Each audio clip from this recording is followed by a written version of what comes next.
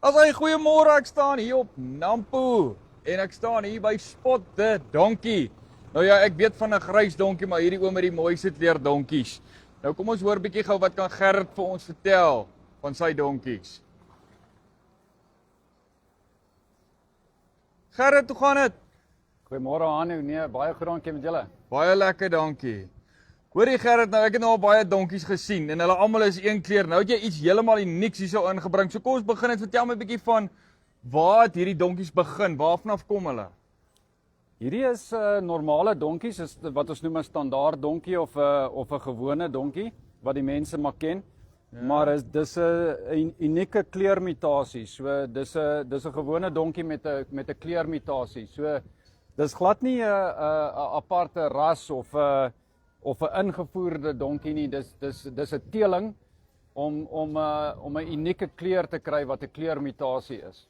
Wow, okay. Nou sê my, waarvoor gebruik mense hulle? Wat is julle doel met hulle? Donkies was in die verlede hoofsaaklik aangewend as werksdiere, pakdiere, trek van karretjies, ja, 'n werksdier.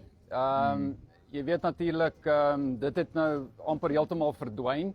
So donkies is nou baie populêr as troeteldiere, jy weet, of as 'n gemaklike dier wat mens kan aanhou om 'n area rondom jou huis of plot of plaas weet 'n bietjie skoon te hou van lang gras en so aan.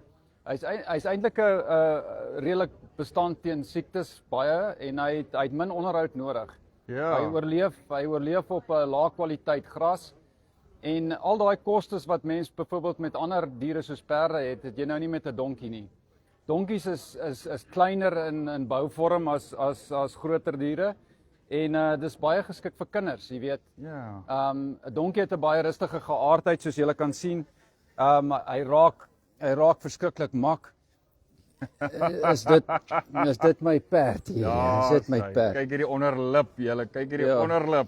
So jy weet en dit maak dit verskriklik geskik vir kinders, jy weet jong mense en 'n donkie raak regtig baie geheg aan mense.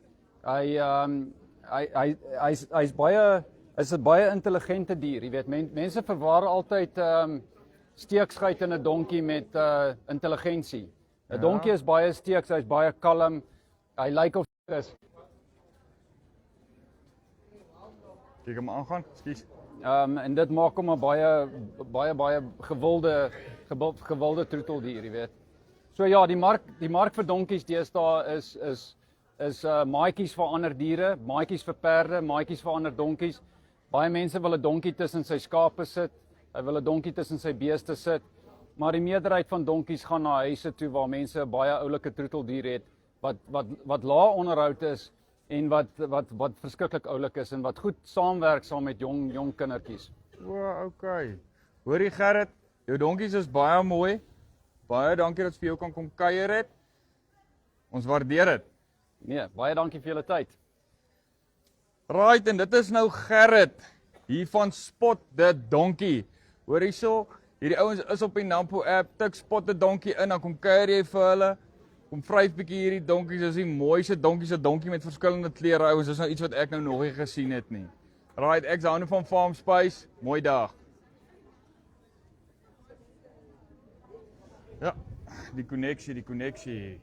Hy neek my nou rond die connection.